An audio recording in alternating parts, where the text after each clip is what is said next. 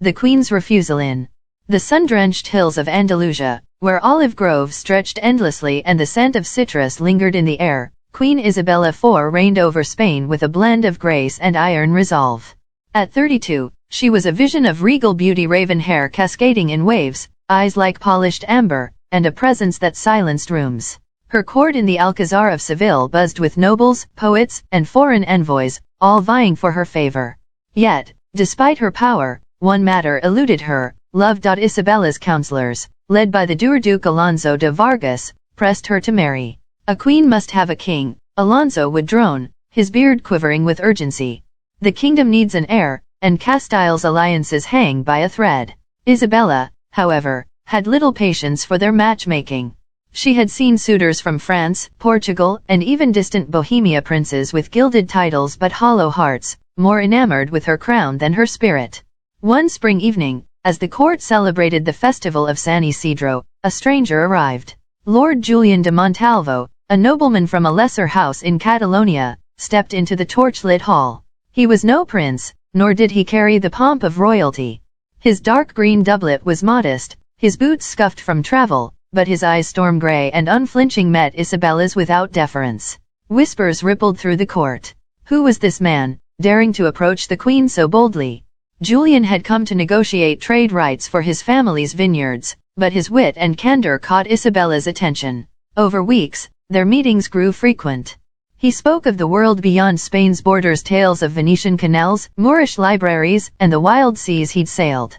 Unlike her suitors, Julian never flattered her title. He challenged her ideas, laughed at her jests, and listened when she spoke of her dreams for Spain. For the first time, Isabella felt seen not as a queen, but as a woman. By autumn, the court noticed the change in her. She smiled more, her laughter echoing through the Alcazar's marble halls. Rumors swirled. The queen was in love. Alonso and the counselors, however, were appalled. A minor lord? Alonso spat during a private audience. He has no lineage, no army? You cannot marry him. Isabella's eyes flashed. I will marry whom I choose, she declared, her voice cutting like steel. She summoned Julian to the royal gardens, where jasmine bloomed under a crescent moon. Dressed in a simple gown of ivory silk, she stood by a fountain, her heart racing. Julian, she began, her voice steady despite her nerves, I have ruled alone, but I would rule beside you. Will you marry me? The air stilled. Julian's face, usually so composed, flickered with something unreadable: regret, perhaps, or sorrow. He stepped back, his hands clasped tightly. Isabella, he said softly, I cannot. Her breath caught. Cannot, she echoed, her voice barely a whisper. Why? Julian's gaze dropped to the cobblestones. My heart belongs to another, he said. A woman from my village, Elena. We pledged ourselves years ago, before I ever came to court. I never meant to lead you astray. The word struck like a blade. Isabella, who had faced rebellions and foreign threats without flinching, felt her composure crack. You love another? She asked, her voice trembling. Then why did you linger here? Why let me believe? I never meant to deceive you, Julian interrupted, his voice raw. Your friendship, your mind, they drew me in. But I am bound by my word to Elena. I cannot break it, not even for a queen. Silence fell, heavy as the night. Isabella's pride warred with her pain. She wanted to rage, to banish him, but the sincerity in his eyes disarmed her. Go, she said at last, her voice cold. Leave my court by dawn.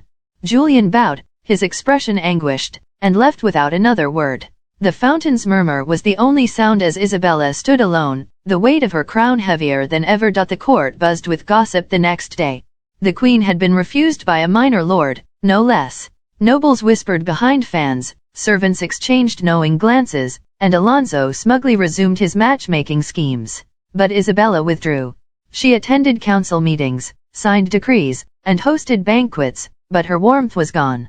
Her amber eyes, once bright, now held a shadow. Weeks passed, and a letter arrived from Catalonia.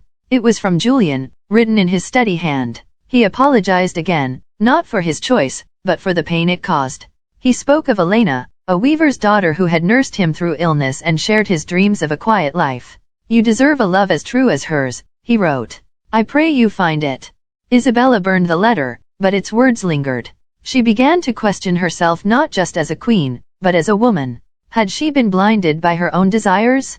Had she mistaken Julian's kindness for love? The court's scrutiny grew unbearable, and she fled to the Sierra Nevada, seeking solace in a remote palace nestled among snow-capped peaks. There, under starlit skies, Isabella found clarity. She realized her strength lay not in a king or a marriage, but in her own heart. She returned to Seville transformed, her resolve hardened.